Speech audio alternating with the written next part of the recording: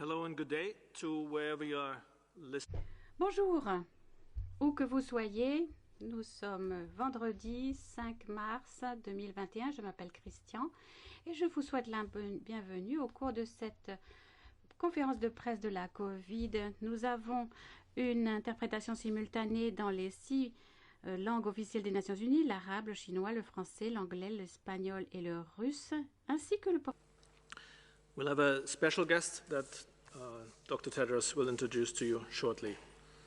Present in the room today are Dr. Tedros Adhanom Ghebreyesus, WHO Director General, Dr. Mike Ryan, Executive Director of WHO's Health Emergencies Program, Dr. Maria van Kerkhove, Technical Lead on COVID-19, Dr. Mariangela Simao, Assistant Director General on Access to Medicines and Health Products, Dr. Soumya Swaminathan, Chief Scientist at WHO, Dr. Bruce Aylward, Special Advisor to the Director General and Lead on the ACT Accelerator.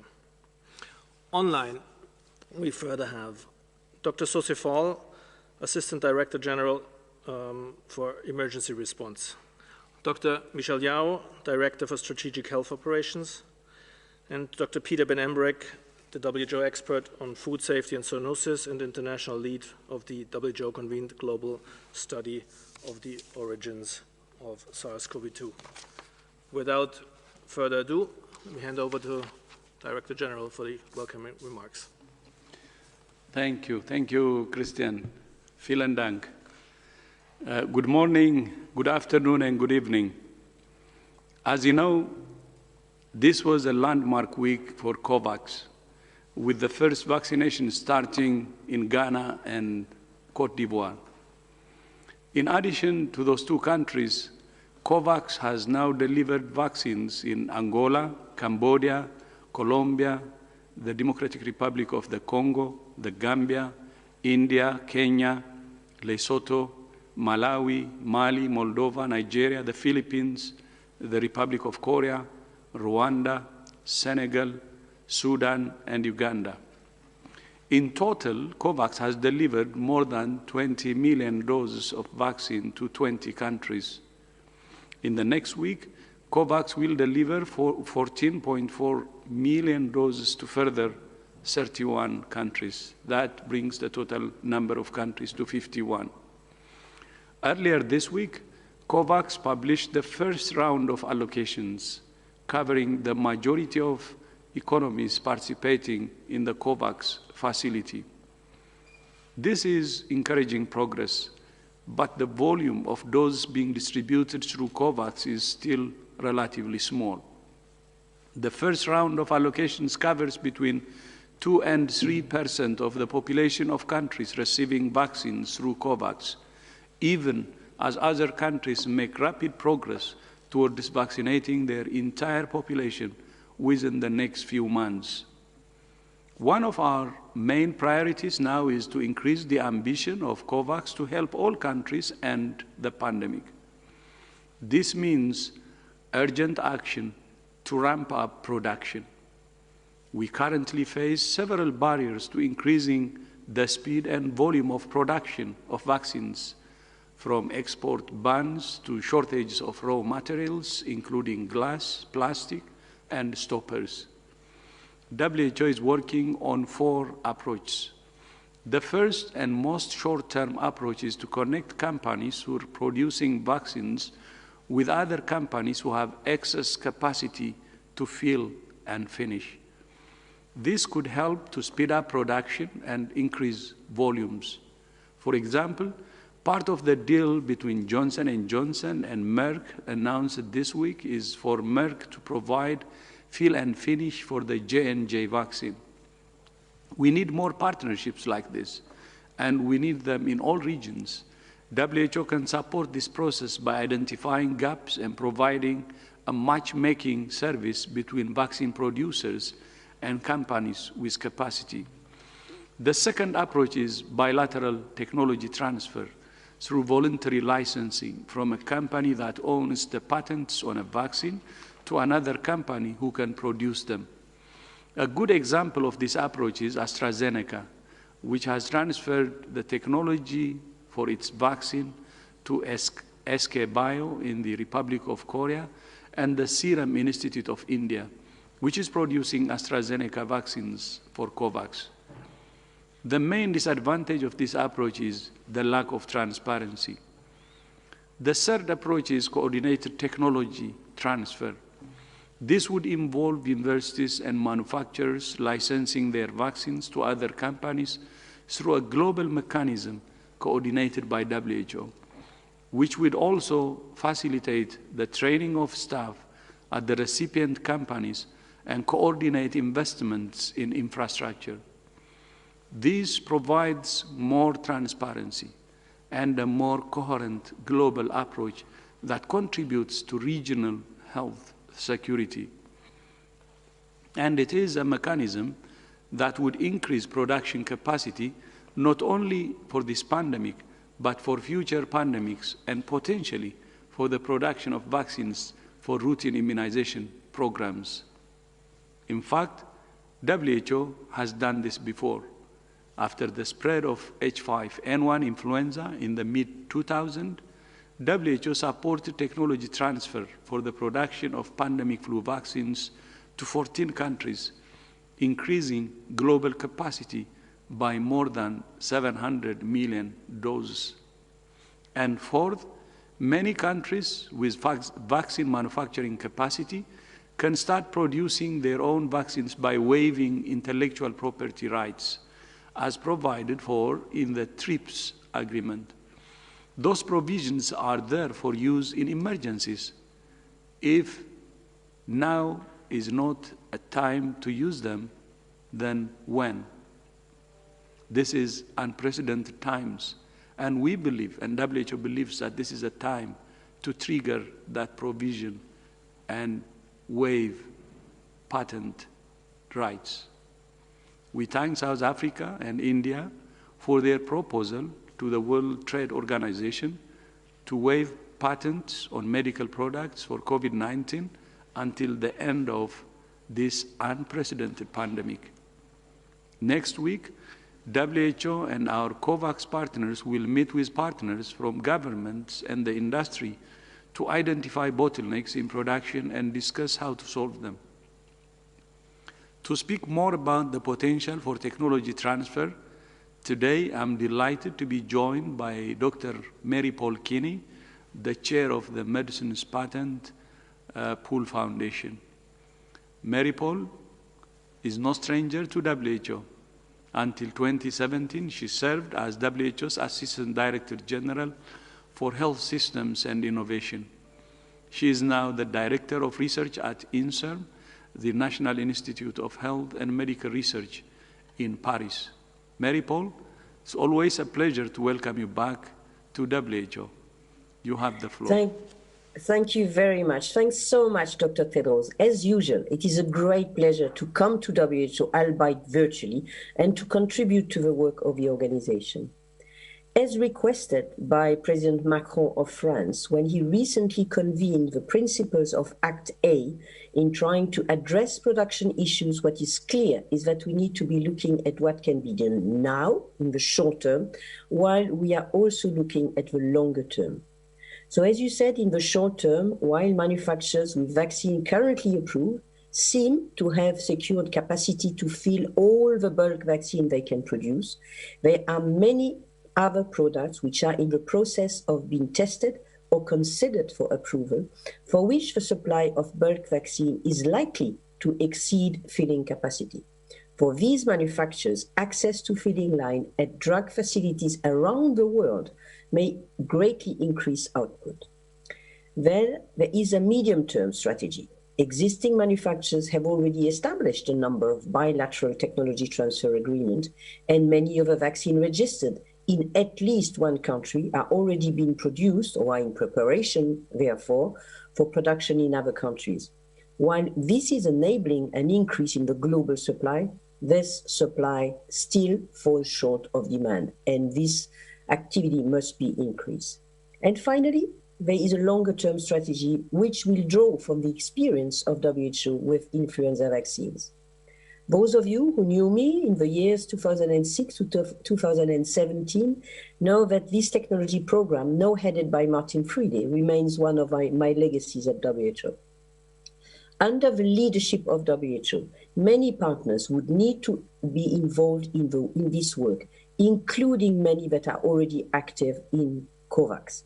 The Medicines Patent Pool is pleased to support this three-pronged approach by leveraging our close relationships with generic manufacturers across the globe to help identify suitable partners to fill and finish needs and potential recipients of technology transfer. And of course, we have a long experience of the licensing process, which will be needed to facilitate this partnership and allow that the licenses which are issued maximize the benefit to global public health. More distributed manufacturing has been pushed front and center by the pandemic. But this is something that we need to address anyway if we are to improve both supply security and the green agenda drive for shorter supply lines. Once again, the pandemic is forcing us to both think outside the box and to move beyond the status quo. And this is what is on the table today. Thank you, Dr. Tedros, for pushing this agenda forward. And Christian, back to you. Thank you, Mary-Paul, and thank you so much for your continued support and collaboration. Merci beaucoup. And Christian, back to you. Thank you, Director General, and thank you, Marie-Paul Kini. With this, we open the round of questions. I remind everyone to raise their hand with the raise your hand button, and then, of course, to unmute yourself when it's time. And only, please, one question per person. We'll come back to you in case we have a second round. So with this, I call upon Kamran from Azerbaijan Real TV. Kamran, please go ahead. So, thank you, Christian, for the connection. Do you hear me? Very well, go ahead. Thank you so much. WHO is one of the founders of the platform COVAX, but we have information delivery of vaccines within the platform COVAX is delayed to many countries. One of them, Azerbaijan. Our government, paid $21 million to these vaccines, but at this time, we didn't receive vaccines from COVAX platform. We asked questions to them, but they refused to answer our question. How can you explain it? When we will receive vaccines by the platform COVAX? Thank you so much.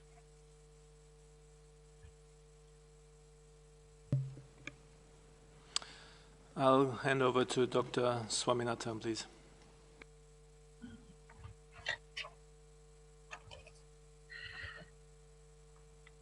Or Dr. Aylward, please go ahead. Thank you very much, Christian. We're at a point now with the start of the rollout of COVAX, which comprises 190 countries, in which obviously not every country, unfortunately, can be served at exactly the same time. So one of the great challenges has been, how do we make sure the available vaccine is allocated as rapidly and as efficiently and effectively as possible? And there's a number of challenges to getting from what we call the emergency use listing or licensing of a product right down to its use in the country. And this involves activities that have to happen at the international level with the suppliers as well as at the country level.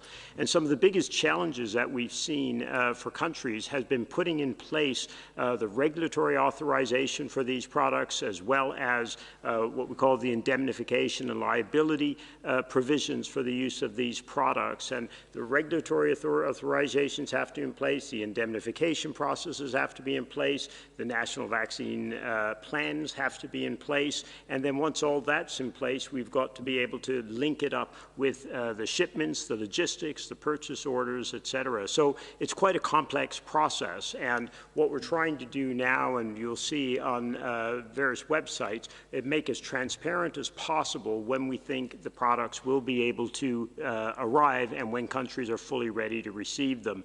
So on the UNICEF website now, they've put an excellent site with a map that shows and the delivery dates for the upcoming shipments of vaccines. On the Gavi site, the COVAX site, you can see when they've actually rolled out. But while we're not in a position, especially through a press conference like this, to talk about the specifics of any one country, usually it's a combination of the factors. Now, the good news is that these factors that I just mentioned around indemnification, around regulatory authorization, the plans, getting the purchase orders in place, these things are getting worked out for almost every country. And now of the 190 countries that are part of COVAX, we're down to only, I believe it's 24, about 24 where we don't have all of these pieces in place. For the other ones, it's simply a matter now of making sure that the manufacturers can keep up with the schedule of shipments that we're putting in place. So if all those country level pieces are in place, the vaccines have been reserved, it's just the time, and it may take a week, it may take 2 weeks to actually get the packaging, labeling, shipping in place to get them into your own country. Thank you. Thank you very much. With this, I call upon Michael Boshukius, sorry for the pronunciation, of CNN. Michael, please go ahead. Thank you. Thank you for taking my question. It's Michael Boshukius here. I'm a regular contributor to CNN Opinion. My question is, I guess in a way, kind of theoretical one. I know WHO has been, over the recent years, prioritizing mental health. And I'm wondering if we're getting to the point in the pandemic, especially in developed countries, where there's now a concern between, of course, the pandemic and the sickness that is happening, but also the impact on mental health, especially when people are on kind of the end of the rope in terms of hope. Many are losing their businesses, many have been furloughed. And my question is the following: do you think that government should now be perhaps in their calculations on reopening, taking more into account the economy and the impact on mental health? And I'll give you a quick example. Egypt seems to be a country where they put more of a priority on the economy and not downgrading public health, but putting a lot of emphasis on the economy, because a lot of the economy there is made up of small businesses. So should governments kind of be recalibrating in order to prevent a mental health crisis up the road? Thank you. Thank you very much, Michael, and apologies again, and I'll hand over to Dr. van Kerkhoven. Thanks very much for the question. It's an excellent question, and the answer is absolutely yes. There's a lot of work that the organization is doing looking at mental health, and we have been for years, but in particular with this pandemic, really recognizing the incredible toll that this has taken on every single individual, no matter where you live and no matter what age you have. There are variations in terms of the impact that this has had on individuals, whether you have lost a loved one or a family member or a friend to this virus, whether you've lost your job, children who haven't been in school, people who are forced to stay home in very difficult situations. The organization, through our Department on Mental Health, has been working to find ways in which we can support people through this. But it goes beyond the acute phase of where we are right now, but also thinking long term. So absolutely, there needs to be a lot more emphasis by governments, by communities, by families, by individuals to look after our well-being. Some of that we can do ourselves, but some of it we need support. And just to also say, for anyone out there who's feeling the pressure of this, and of course all of us are feeling that too, if you need help, please reach out. And those of you who have friends and loved ones who you know are struggling, also reach out to them. Every day, you should make a phone call, make a connection with individuals to reach out and make sure people are okay. Ask the question once, are you okay? Ask the question again, are you okay? And find ways to connect. We say physically distant, not social distancing, because we want to make sure that people remain socially connected while they are physically distant. And we also recognize the duration of this pandemic in our 14 months now, without having the hope of vaccines and vaccinations, and that should definitely be a sign of hope. Other signs of hope are that we can control this virus. We can bring transmission to its knees with individual level measures supported by communities, leaders at different levels. We have some power in that. And find ways to find joy every day, no matter what you can do, whether it's making that phone call, making that connection, listening to some music, getting some sun on your face if you can. Find ways to smile every single day. Thank you very much, Dr. Ryan. Going beyond the absolute impacts of the disease itself on people and on families and the mental health strain of having a loved one ill and not being able to see them in hospital, and the terror and the tragedy associated with that, the mental stress that frontline workers, health workers have been under, communities and so many others have been under. It's one thing to say that mental health is and psychological health is under pressure. That's true, but it's also the opposite of that has to be what we're doing to support and provide psychosocial support to people and communities. And I think that's what we really need to talk about, not measuring. We need to measure the mental health impact and understand truly what's happening, but I think there's a point where it just becomes unethical to continue to call something out as an issue, but not actually focus on solutions for people and communities. And I'd just like to recognise the work that Deborah and Mark and the people here do in the mental health programme. They've been outstanding. This has been a Cinderella area in health, in public health, for too long, and certainly in the work that we do in humanitarian settings, mental health and psychosocial support is a huge part of humanitarian intervention, and it's a very practical issue. If individuals and communities are not physically and mentally healthy, it is very difficult to absorb the strain and stress of an epidemic. It is very difficult to sustain behaviours that stop the epidemic. There's one thing this virus seems to love, and that's despondency and incapacitation of our ability or willingness to stop the virus. And I sometimes wonder whether it is that impact that is the most profound. And when it comes to recovery plans, and as we all hopefully begin to look in this year, I hope, at how we're going to recover from this pandemic, the mental health and psychosocial support to individuals and communities must be central to all recovery plans, and it must be costed in to those plans. Thank you. Just would like to add a bit on mental health. I think all has been said, just one dimension only.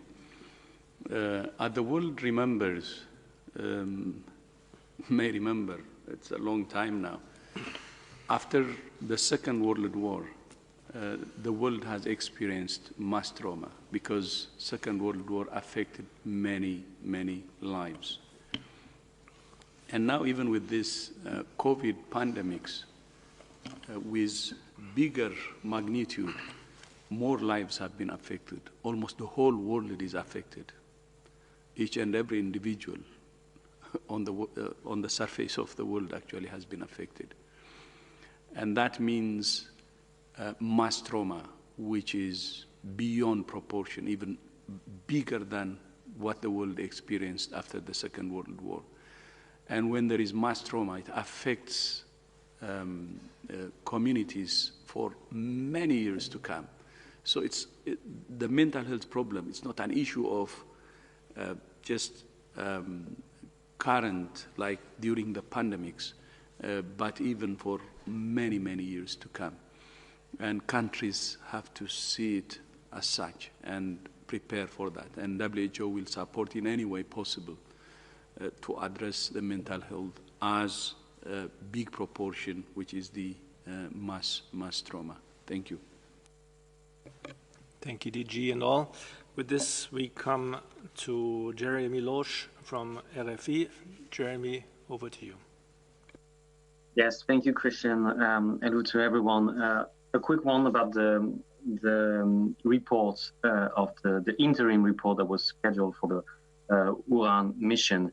It seems like it's not going to be available anytime soon, and I was wondering if it comes as a personal disappointment for you.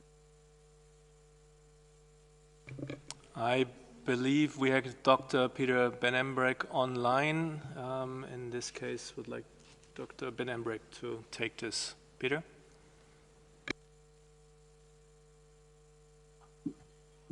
Yes, I'm here. Can you repeat the question, please? It's basically about why the interim report was not will not be issued, but when will the final report come over?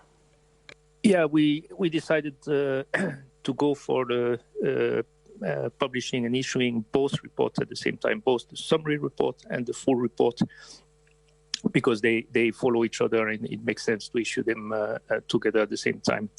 The current timing is that the week of the 14-15 March, which is not next week, but the week after, that's where we plan to be able to release the report during that week. We don't have yet an exact date, but we are working on that week.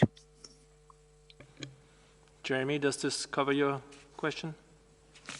Well, mostly I would like to know why. I understand it makes more sense, but what is the main reason for postponing the release? Thank you very much. I'll hand over to Dr. Ryan for this. Peter, just to clarify, there was never a plan, I believe, for an interim report, first of all. There was hope that we would get a summary report out. Given the interest in this area and given the tremendous demand for detailed information, and we saw that with a huge and understandable demand for that information, the team itself felt that getting the full report done, the full report could have taken a lot longer, and what the team have done to their credit is really worked hard to try and come up with their full report so we can have a proper discussion around a full report rather than having two discussions, one on a summary report where you'll ask all the questions that need to be answered in a full report. So there was no scrapping of an interim report. There was never a plan for an interim report. This is really trying to facilitate a good discussion with the international community, with media, with public, around what will be a full report, and then we can discuss where we go from there. The Director General will receive that report from the team, we hope, in the near future, and obviously we will respond to the recommendations in that report. Thank you very much, Dr. Ryan, for this important clarification. With this, we go over to Helen Bransfield from Stat News. Helen, please unmute yourself. Thank you, Christian. I was hoping we could get an update, please, on the outbreaks, the Ebola outbreaks in DRC and Guinea. Thank you. Thank you very much, Helen. And as we have Dr. Sose Fall online, I'll hand over to him. Over.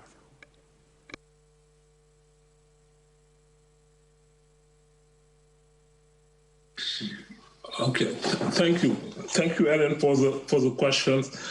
As you know, we are fully involved in supporting Guinea and DRC to respond to Ebola outbreak, in addition to the response to the COVID-19 pandemic.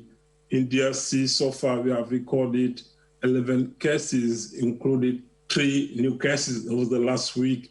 And we are implementing all pillars of the response, using a community-based approach, making sure that also we implement the ring vaccination, contact tracing, and treatment of patients using the available therapies. So far the situation is stable, but as you know, the risk is still high for expansion to other health areas or neighboring countries. The situation in Guinea, in terms of number of cases, we have now 18 cases reported in the zero COVID area. Over the last week, we have recorded 8 new cases. So the response is also ongoing. We have a number of contacts identified, and we started implementing the ring vaccination a week after the beginning of the outbreak, mainly one day after the vaccines arrived in the country.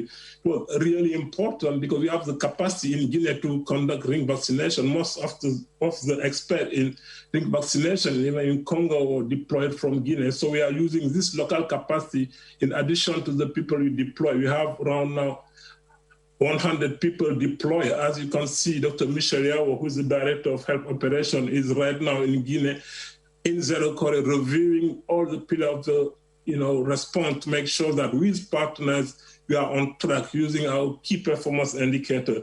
But we are not only working with Guinea, we are working with all the 6 neighboring countries, improving readiness based on our assessment, and I'm sure Michel can add more on this. Yes, and Dr. Michel Yao, who's, as we heard, is in Guinea right now. He's Director of Strategic Health Operations. Please go ahead. Yeah, thank you very much. Speaking from Zerekore, close to Cote d'Ivoire and Liberia border. So this is what actually increased the threat of spread to all these neighboring countries. In Guinea, on Tuesday, we had a quite good meeting with ministers coming from neighboring countries, and we agree on some of the process to increase preparedness, because from our assessment, countries were more or less half prepared. This is higher compared to 2014, but we still need to quickly work on some of the response areas, mainly for testing, to ensure that regulations are updated, people are trained for vaccination as well as new therapeutics. This is the key element in this response innovations that we need to bring to people that at least have some experience from the last outbreak. So all these countries agree on information exchange and also to prepare themselves for this innovation, to ensure that they have also simulation exercise, but also make sure that they more and more have a sustainable system within the health system to deal with Ebola that could be recurrent based on the increased contact of the human being with also different forests. Now in Zerekore, where I'm based now, the good thing is that at least all the response areas have kicked off. Now we need, with all the partners, to collectively scale up and ensure that we have a comprehensive and very sensitive alert system, that we have also capacity to quickly isolate, confirm and isolate cases, and we have also a capacity to ensure infection prevention and control. This with the community, because this is the critical part. Working closely with the community is a part of also lesson learned in Eastern Congo. So all these processes are ongoing. In DRC situation is more or less stable, but here in Zerekore, too early to say. We had one case yesterday, and we need to ensure that all the components are up to speed. So this is what we are doing as WHO and all the experts deployed on the ground. Over. Thank you very much, Dr. Fall and Dr. Yao. With this, we move to Sarah Teofilo from Correio Brasiliense. Sarah, please, unmute yourself. Hi, thank you for taking my question. We are seeing here in Brazil a change in the profile of ICU admissions. Before, the patients were older, and now the authorities from Brazilian states say they are seeing younger patients in the ICU. I'd like to know if this has been seen in other countries, and what could help explain this change in the profile. Could it have anything to do with the variants? Thank you. Thank you, Sarah. Let me hand over to Dr. van Kerkhoff, please. Thanks, Sarah. Thanks, Christian. I will begin. We have seen similar patterns in other countries where there's a slight shift in the age profile when we have additional waves of infection, additional peaks of infection in different countries. Part of this is due to the nature in which populations mix.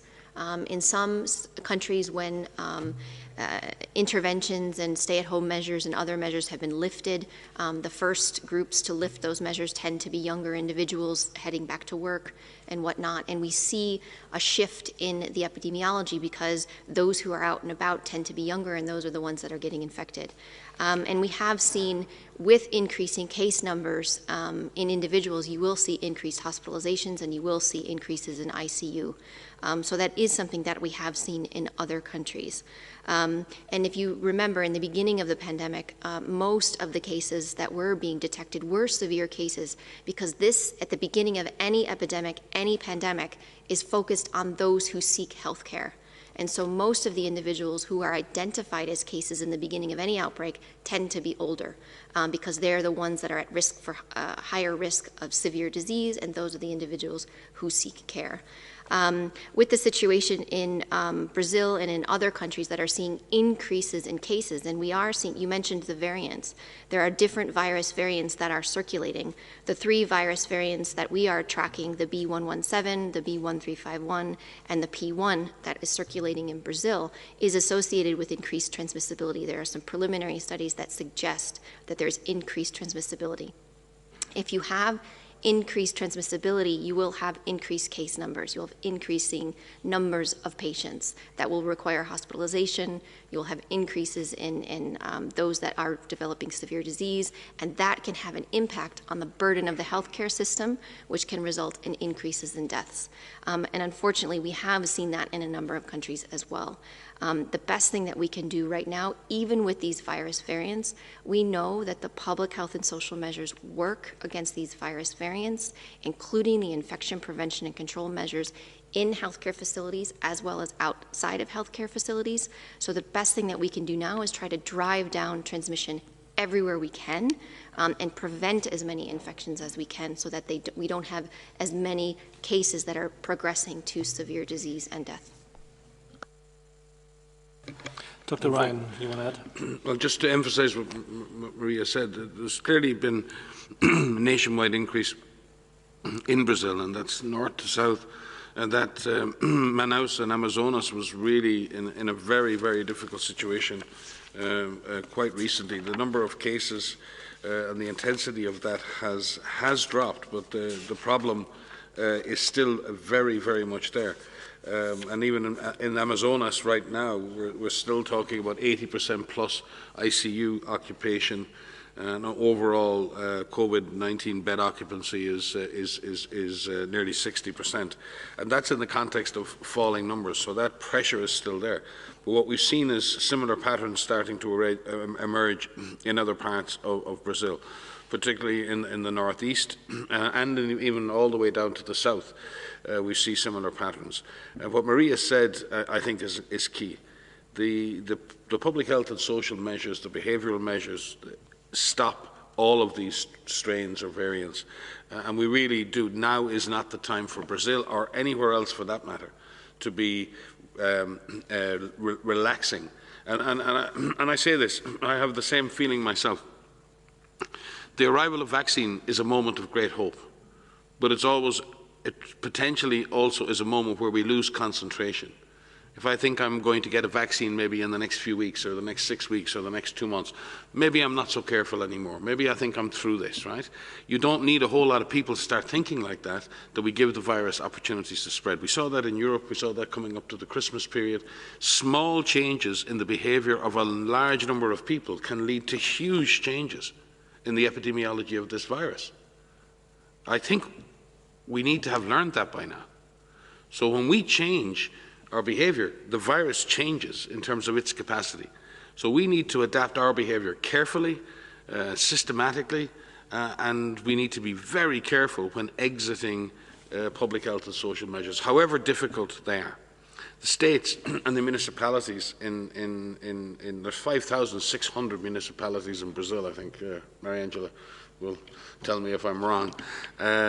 It's a complex country. Each and every one of those municipalities is unique. They're all fighting very, very, very hard, and they all require, and the states and the government of Brazil require our full support.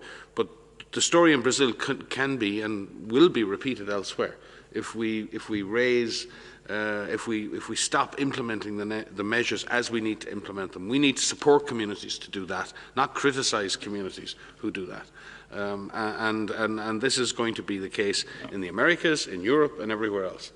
The process of realising the benefits of vaccination are going to be about doing the other things really well.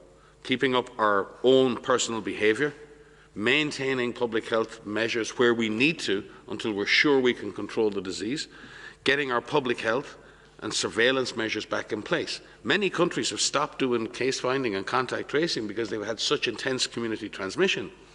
Well, are you ready to start again as these numbers fall, as vaccines start to get rid of the deaths and of the hospitalizations, and the pressure comes on to open up again? Are governments ready to go back to doing cluster investigation, expanding testing, extending rapid testing to as many people as possible? These are the things we're going to have to put in place if we're going to exit the kinds of lockdowns and the kinds of measures that have all affected our lives so much. We need to put in place strong continuation of our own behaviours, strong surveillance, very powerful vaccination for all who need it. And if we get those three things right, then I believe countries can begin to think about how they exit these very severe public health and social measures. And I'm really concerned right now, I really am very concerned, that all of us, governments and individuals alike, think in some way psychologically, and I understand what's driving that. We think we're through this. We're not.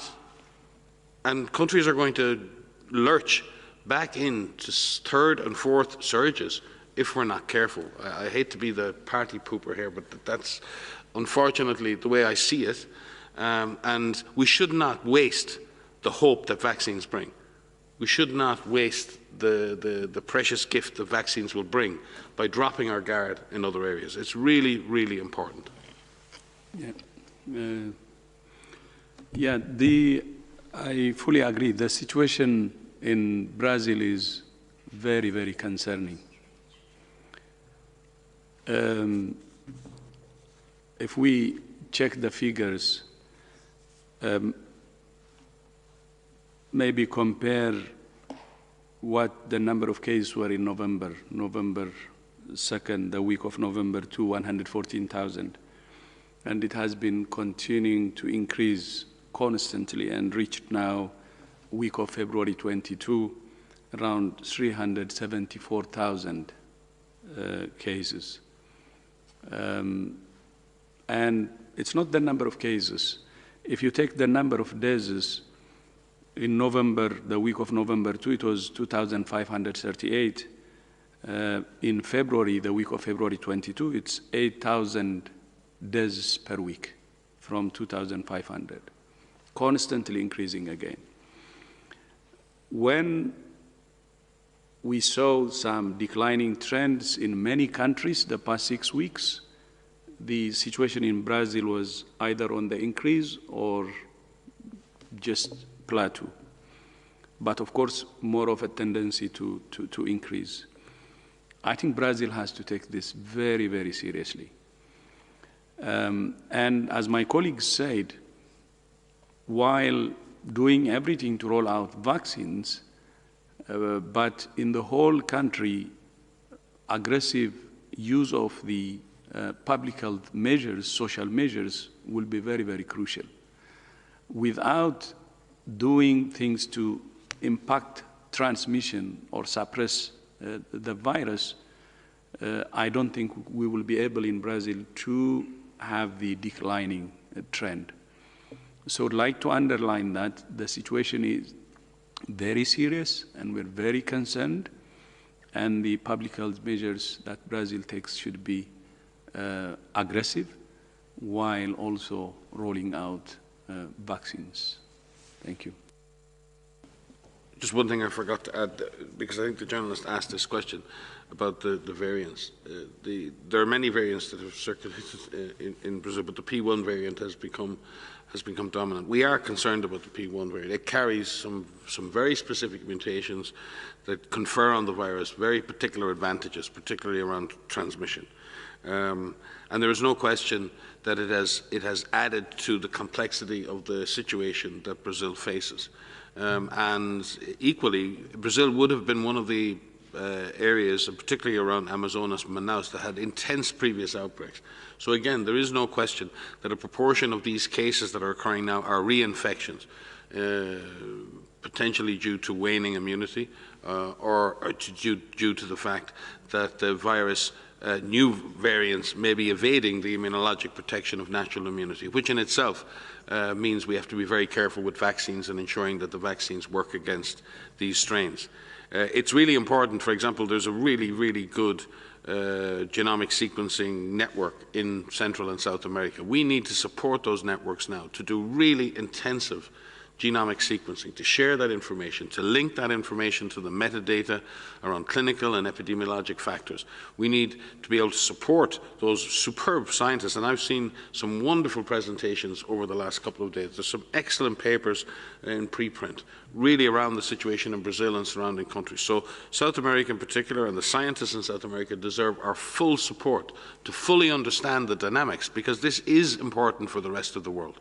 We need to fully understand the disease transmission dynamics, the variant dynamics occurring in Brazil and in other countries, so we can fully understand the implications of this going forward, both for our control measures and for our vaccination and diagnostics. But what we can say, based on what we've observed, is that the public health, the behavioural measures, the things that protect you against the original strains still protect you and your community from P1 strain or any other strain. It is still our best bet. Unfortunately or fortunately, it is still in our hands. Our risk, to an extent, is in our hands. But it's very hard for communities, particularly in countries like Brazil, where you have large urban populations and people may not have access to services. It's very hard to ask people to physically distance and wear masks and do all of these things when they don't have the resources to do that without the support of the state.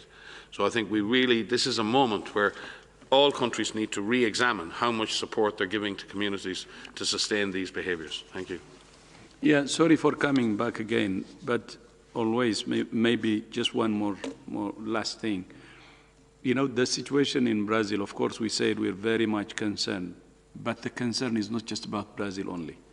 You know, Brazil neighbors almost the whole Latin America. Many countries, I don't know, except 2 or so.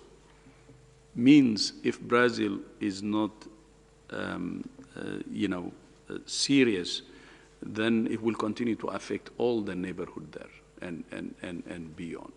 So this is not just about Brazil. I think it's about the whole Latin America and even beyond. So there should, application of serious public health measures is very, very important. So as it's such a hot issue, let me hand over to Dr. Swaminathan as well. Thank you, Christian. And yes, I just wanted to add the point to what's already been said about trying to understand more about the disease. You asked about, young people being in ICUs and what could be the potential reason for that. We've learned a lot about this disease, and it's happened because of international collaboration and sharing of data and information. We have, the WHO has a patient clinical data platform that we encourage countries to, encourage doctors to provide the patient information. Currently, I think we have 80,000 patient records there. So what the advantage of a system like that when we share data globally is we start understanding much more about the disease. What we know about the risk factors, for example, one of the major risk factors for severe illness is obesity. And unfortunately, many countries in the Americas have very high obesity rates among adults, as do other parts of the world. And so that is definitely a risk factor. Even if you're young, if you have obesity, then you could be at risk for severe illness. So by pooling data from different parts of the world, from patients at different stages of the disease, we understand much more, and that can then be applied to trying to protect them at an earlier stage. We had a meeting here on Wednesday, on the 6th, to discuss the gaps in the knowledge about therapeutics and why therapeutics is not advanced as much as vaccines have. When we find ourselves in a situation like this where lots of people in the hospitals and you're trying to save lives, it's not vaccines we need, but it's treatments. And really there are only a handful of things we know that work. We know dexamethasone works in people who require oxygen or mechanical ventilation. So we hope that that's a standard of care in all countries now. WHO did the guidelines for corticosteroids way back in September of last year. Since then, we've provided recommendations. mostly negative recommendations on hydroxychloroquine, on lopinavir, ritonavir, and we're currently looking at the IL-6 inhibitors, for which there is some emerging evidence from trials, as well as drugs like ivermectin, which still has very poor quality evidence, but our guideline development group is looking at it. We're constantly updating our clinical management guidelines. It's a living review, a living guideline. Every time there's new evidence, it's put on there. This will help clinicians and those who are looking after patients to provide the best available care. But again, we need a focus on developing better treatments for COVID-19 because, you know, we will have the vaccines, we will have people covered with vaccines. Hopefully we will reduce significantly the number of people who get ill, but there will still be people who catch COVID and who get ill and would need to be treated. So again, a call for more global collaboration. We haven't advanced as much on treatments as we have in vaccines. We need drug developers, we need academics, we need global funding agencies to support this area of work. And Brazil is a leader in research and innovation. It has several very strong institutions, and they can contribute to this global quest. Thank you. Thank you very much all for these important points. With this, we move to Christophe Vogt from Agence France Presse. Christophe, unmute yourself, please.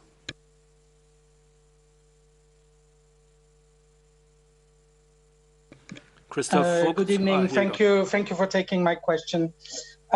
Just one remark, if I may. There was talk of a preliminary report from the from China experts on February 12th. But my question is about production. I was just wondering, there have been several deals that have been made in the last couple of weeks, Sanofi, Merck, with Johnson & Johnson, and Pfizer. Do you have any idea how much those deals represent in rise of production? And I would just like to, if you could give us a little bit more information on the summit on production that you're going to have next week. Who will be there and what is it going to be exactly about? Thank you. Thank you, Christophe. And Dr. Swaminathan, please. Thank you for that question, Christophe, and perhaps Dr. Keeney might want to add. For your first question, we haven't seen the data on what those increase in volumes are going to be, but it's very welcome. This is exactly what we want to encourage. As the Director General pointed out, there are several mechanisms by which we can increase supplies in the short term. This is one of them. Making those deals or collaborations between companies, the one that's producing and has the raw material and the supplies of the bulk, and the other one that does the finishing and filling, can definitely serve to increase. So it's very welcome, and we would like to see more of this happening in more parts of the world. We need to explore the fill and finish capacity in Asia and Africa and Latin America and use those facilities to increase supply. On the summit, this is being convened on Monday and Tuesday, 8th and 9th. It's by the COVAX partners, so CEPI with Gavi and WHO, but also with the International Federation of the IFPMA, pharmaceutical manufacturers, and the Developing Country Vaccine Manufacturers Network.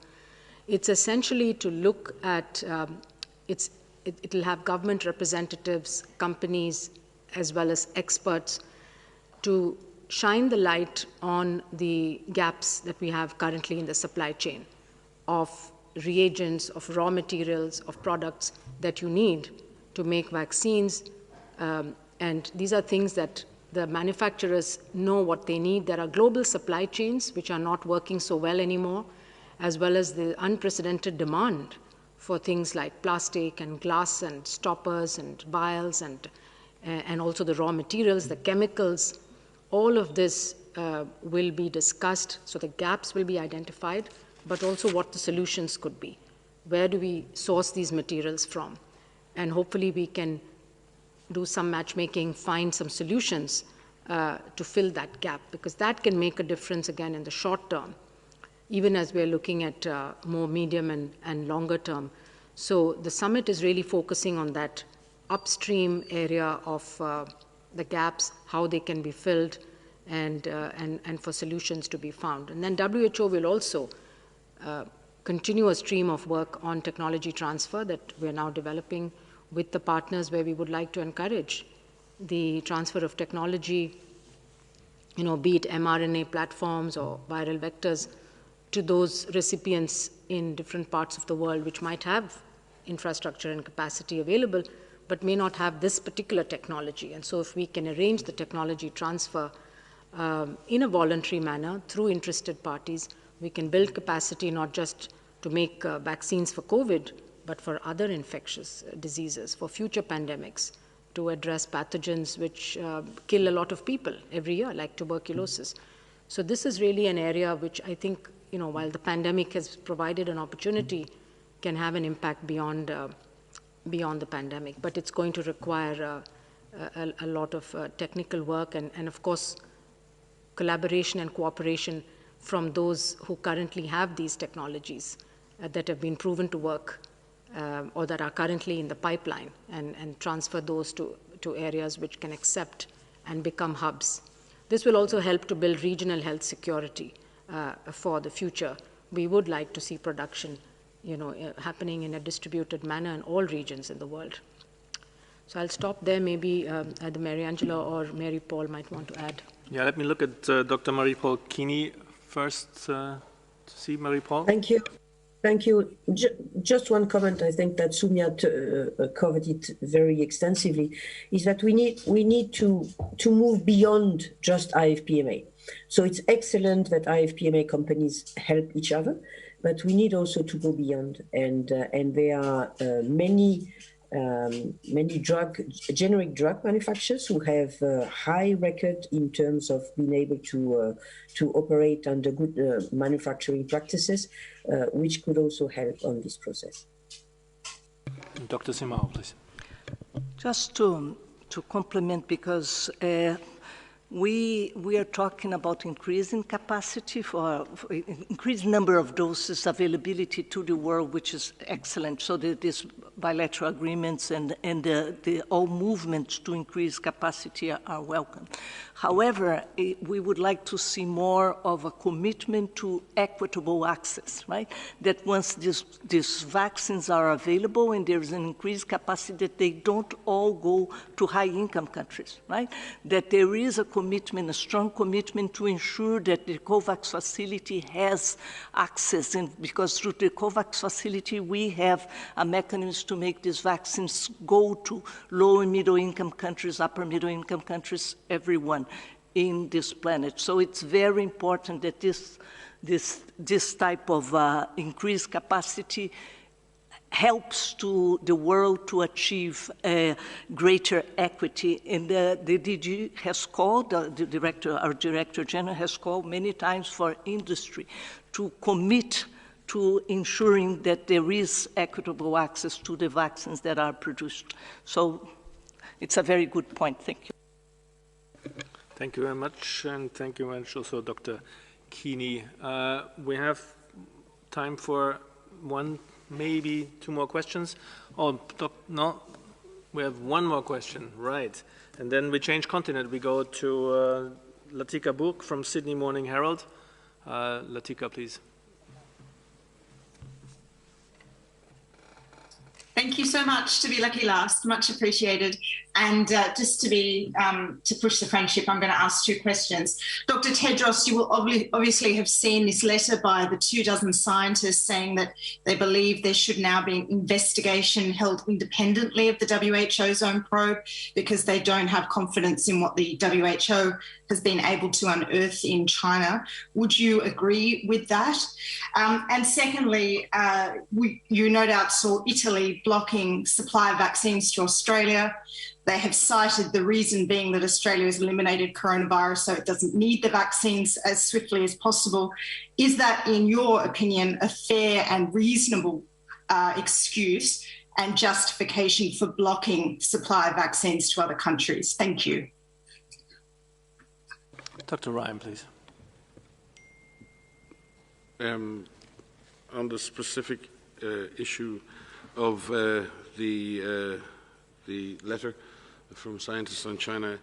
Yes, I mean, it is as ever, thankfully, a free world, and scientists and others are encouraged to speak out on all matters that they feel they see fit on. Just to remind you that the missions to China were part of a scientific and collaborative effort that the Director General was asked to undertake in consultation with the 194 member states of WHO. And he has done so, bringing together a multinational, multidisciplinary team that have in good faith worked, spent a great deal of time and a huge amount of effort to go and advance our knowledge regarding the possible origins of this virus. As we've said previously, progress has and is being made.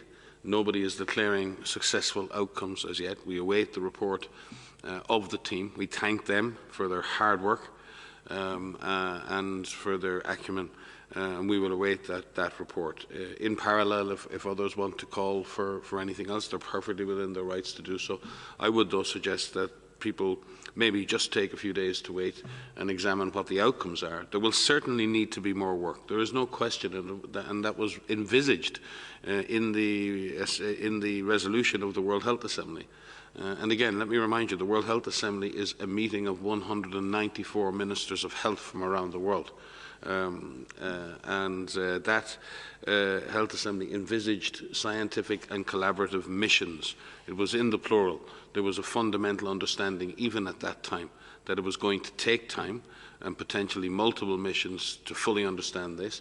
We have said this again and again in the past with regard to previous emerging disease outbreaks, that it is very difficult and sometimes takes years, if not decades, to understand disease origins. I've alluded to Ebola, in which we don't fully understand yet the origins issues in Ebola. We don't understand all of the pathways into humans. We certainly don't understand that for SARS-1. We don't fully understand that for SARS-CoV-2. This is a process of discovery, and it is a process of working in new ways with all countries. And as we come together to try and face these pandemic threats, I think we all have to recognise that all of us have to do better in terms of how we collaborate and how we share and how we face these common threats. It's a journey of learning, a journey of solidarity, and I believe that the mission will demonstrate progress, and the Director General will receive that report, and he will have his view as to what further work needs to be done, and that will be reported to the Assembly in due course in May. Thank you. But Bruce, I don't know if you want to take the issue. Thank you, Mike. Maybe I'll just add a bit because she wants to hear from me too. So you have covered almost everything, but just a bit. As you know, when any outbreak happens, forget about a magnitude like what we have now, a pandemic. Knowing exactly what happened is the basics of public health. And as actually a public health expert, I have done it myself many times, going to the field, understanding what happened when we encounter outbreaks so that it will not repeat again. And with the magnitude of this unprecedented pandemic, it makes it even more important to understand exactly what happened and what the origin is, because we need to understand that so it won't happen again. And for that, the crucial thing will be transparency. So what I would like to assure you is that you will know, we're waiting for the report, I'm waiting for the report like you, I don't have access, still waiting because these are independent experts.